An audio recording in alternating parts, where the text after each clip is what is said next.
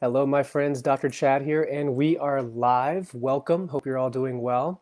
And in this video, I'm going to be talking about some of the best foods that you can start consuming to help fight off inflammation in this video.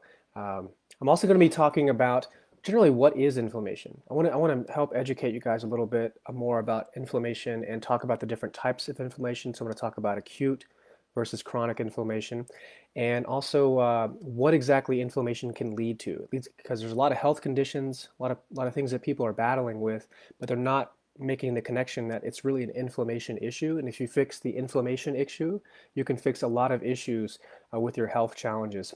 And I'm going to talk about some of the signs if you're inflamed, some of the foods that can cause inflammation. You'll want to stop eating these foods. And of course, I'm going to again talk more about the good foods you want to start bringing in, the good lifestyle habits, nutrition habits you want to start bringing in, so you can help cool off inflammation. I'm also going to be talking about turmeric. Turmeric is one of our native path products that we offer. It's one of the best things that you can take on a daily basis to help cool off inflammation on a consistent way. So I'm going to talk more about turmeric, what it is, and how to take it, and what exactly it's good for. So first, let's start with a few questions that I have for you, actually. My question for you is, do you think that you are inflamed? Just put in the comments section yes or no. Do you think that you're inflamed? And if you can tell me what type of issues you're dealing with, what health conditions are you dealing with that are related to inflammation? And also, how long has this been going on for you? Has it been going on weeks? Has it been going on months? Has it been going on many years where you're feeling inflamed? And feel free to share whatever you want. If you can tell me the impact of what the inflammation has had on your life, that would help me quite a bit. I always like to do these videos, see the comments, and then go back and help you and give you more specific answers to your questions. So the more you can tell me in the comments section, the better off. But definitely tell me if you think you are inflamed. So first, let's talk about what exactly inflammation is. People hear that word inflammation and they automatically assume it's a bad thing. But the truth is, inflammation is a very natural process. It's a process where your body's white blood cells and the things that make or that protect you from infection and outside invaders such as bacteria and viruses really gets acted up. So it's really a defense mechanism. It's a way for you to heal, right? The issue with inflammation is not when it's chronic, right? Inflammation becomes a big problem. I mean, when it's acute, inflammation becomes a problem when it's chronic. So there's two types of inflammation.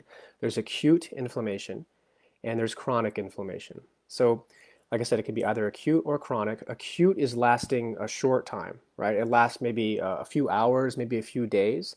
And when inflammation is stagnant and it stays there and it lasts weeks, months, sometimes years in many people, that's when inflammation can become very problematic. It can really delay the healing process, and it can lead to other conditions related to your health that are extremely problematic. So I'm talking about things like obesity, heart disease, cancer, Alzheimer's, obesity, asthma, all these things, they look like separate issues.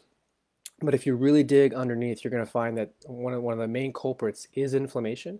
And the reason why I'm bringing this up is because it's so important in this era that we're living in right now, because these conditions are really not only the inflammatory conditions, they're metabolic conditions. So I'm going to give you a little statistic right here that I hope gets your attention, and it's a statistic that you're not going to get from the news. But here's the statistic, right? So of all the people who are dying with COVID, only 6% of them just have COVID. Let me say that again.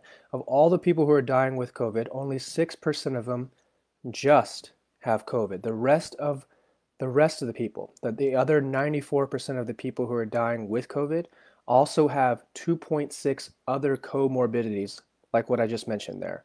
So they're dealing with things like obesity, heart disease, diabetes, Alzheimer's, blood issues, lung issues, right?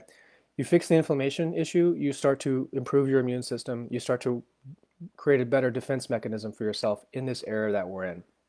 So it's really important that we fix this inflammation. And also, a lot of you are dealing with arthritis, knee pain, shoulder pain, neck pain related to arthritis.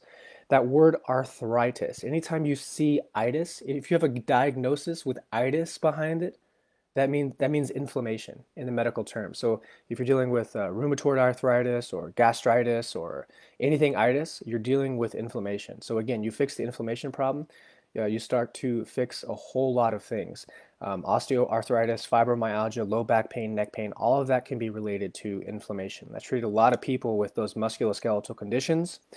We can do things like restore their range of motion and get them stronger, get them stable, but oftentimes they don't get better until we address the inflammation. So, what are the signs that you might be inflamed? It could be joint pain, it could be joint stiffness, it could be headaches. There's a huge connection with what's going on in your head to inflammation. It could be muscle stiffness, if you have those knots in your upper back or any kind of thing where it feels like you have to get a massage all the time. It could be stress, it could be redness and swelling and heat. Those are the kind of more acute things, so it can be very helpful in that case. It can also look like flu-like symptoms. So inflammation can show up in a lot of ways. So let's talk about the foods that cause inflammation. This is really important that you stop eating these foods. You can take all the collagen you want, you can take all the turmeric you want, but if you don't stop taking these foods, the inflammation will just not go away. So what are these foods? Stop taking these foods. Sugar and high fructose corn syrup. They really want to minimize sugar and completely eliminate high fructose corn syrup. All of that puts a lot of sugar, glucose in your bloodstream. That spikes insulin levels. That leads to a lot of those metabolic issues we're talking about in inflammation. You also want to just ditch trans fats, anything margarine, anything, any oils like that. Just completely remove that. Those are so inflammatory. I don't want to go in too deep of that. You should know that. But also a lot of the common cooking oils that many people are cooking with. So these include vegetable oils, industrial seed oils, vegetable oil, canola oil, safflower oil. All those oils are very unstable and can cause a lot of problems with your health. And really, that's also another sign of having too much omega-6 fat. So I'm going to talk a little bit about that. Also, refined carbohydrates, these fake and processed foods, liquid carbohydrates, drinking those things can be very problematic. I talk a lot about MSG and how that's inflammatory. Conventional grains are inflammatory because of the gluten protein inside the grains. And also conventional dairy, for instance, the casein inside dairy can be very problematic for a lot of people. Both of these proteins in dairy and grains have the potential to compromise the intestinal lining. It allows foreign invaders to get into your bloodstream, and all of a sudden the body thinks it's under attack and it gets inflamed, right? So we'll talk about that too. A big part of you decreasing inflammation is healing your gut, okay? A really big part. Also, aspartame can be very inflammatory and excessive alcohol use. So those are the things you want to stop. Sugar, trans fats, any of these industrial seed oils, refined carbohydrates, conventional grains, dairy, aspartame, any white packet, pink packet, blue packet you put in your coffee, just stop. Just stop doing that. Get on the reset. Let's fix it. So let's talk about some of the foods that help fix inflammation or cool off inflammation. And these are some of my favorite foods that really fit the philosophy with what we're doing here at Native Path. So number one is bone broth. I'm a huge fan of bone broth because of the collagen inside of the bone broth. I'm also a fan of collagen, but what that collagen in the bone broth does is it helps seal the gut lining. I mentioned earlier this connection between your gut and your health. And this connection between your gut health and inflammation is really strong. So if you can seal the gut lining and prevent these foreign invaders to go through the bloodstream and really send off a whole autoimmune response type thing happening in your body, that's going to be a huge plus for your health. So sealing the gut is very important. Supplementing with collagen, drinking bone broth are two easy ways to do that. Brenda and I like to go to the farmer's market and get bones and make our own broth, but we also like to sometimes go to the store, right, and just get pre-made bone broth. That's the easy thing you can do. But also you can just start taking, if you haven't already, I think many of you are taking collagen, putting it in your coffee, in your tea, in your smoothies. Those are all good things to help fight off inflammation.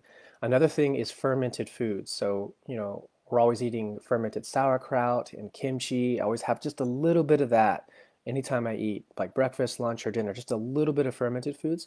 And that helps repopulate the gut with healthy bacteria, helps rebuild a healthy microbiome, which creates a good internal environment and help boost your immune system and helps fight off inflammation. So bone broth and fermented foods are really good things. Also, high quality meats. Now, a lot of times protein gets put into this area, or like animal-based protein, for instance, gets put into inflammatory foods. It's actually the quality of that meat, right?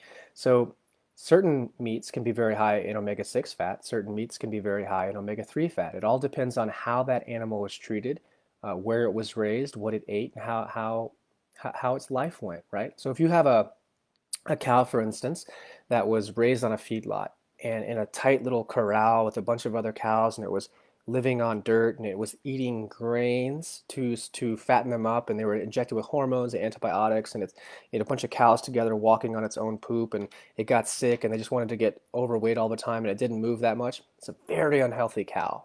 Very unhealthy cow. And you're not just what you eat, you are what you eat eats. So that cow is going to be very high in omega-6 fat, right? Specifically because of the grains and everything that it was injected with.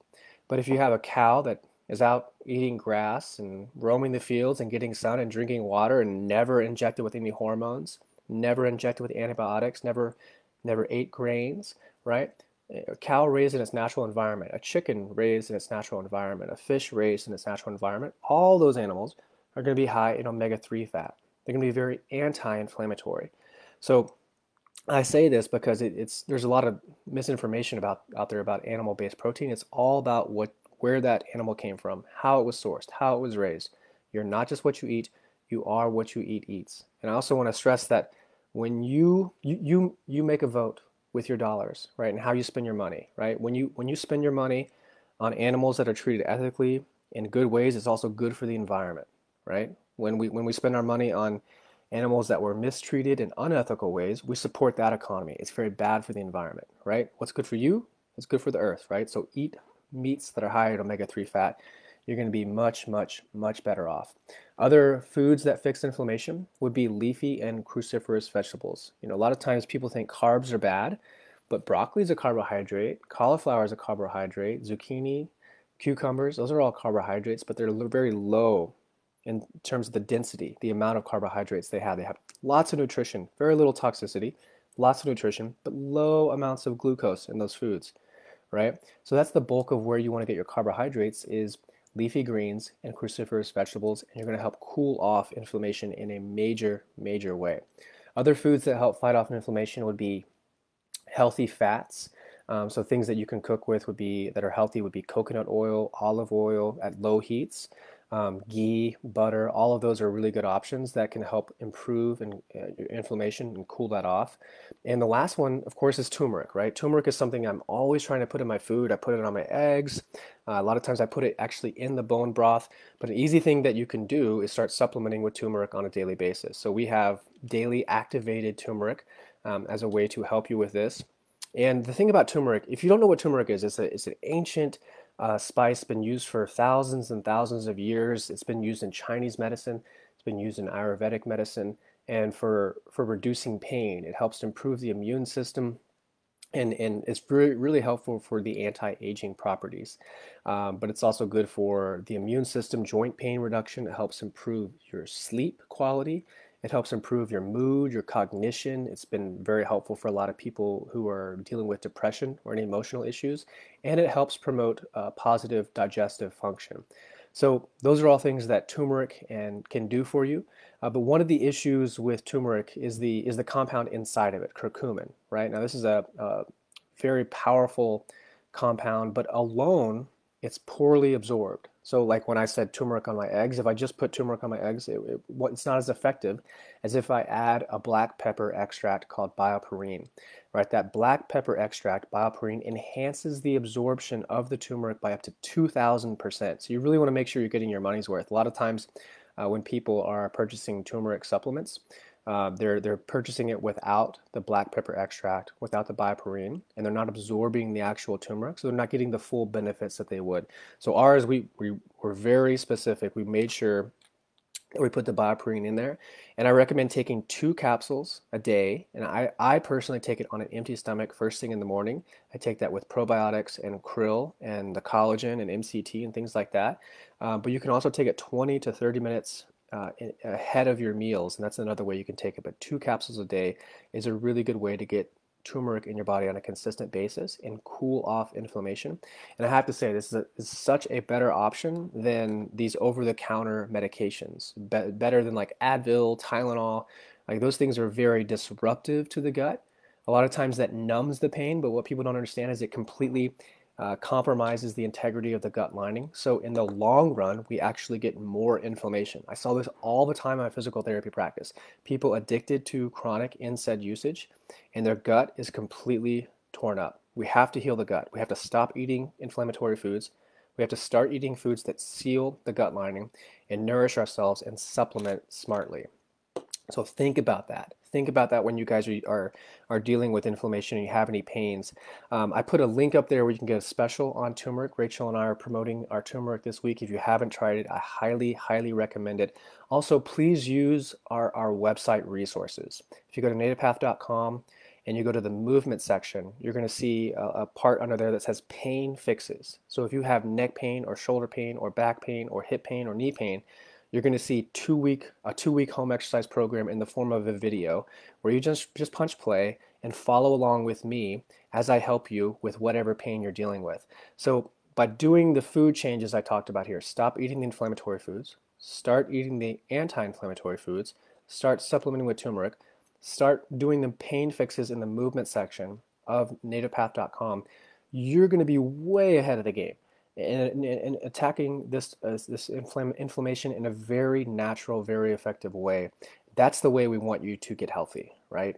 That's the way we want you to get healthy. Not numbing your pain, but improving it, moving that inflammation along, cooling it off, okay? So hope you guys enjoyed that.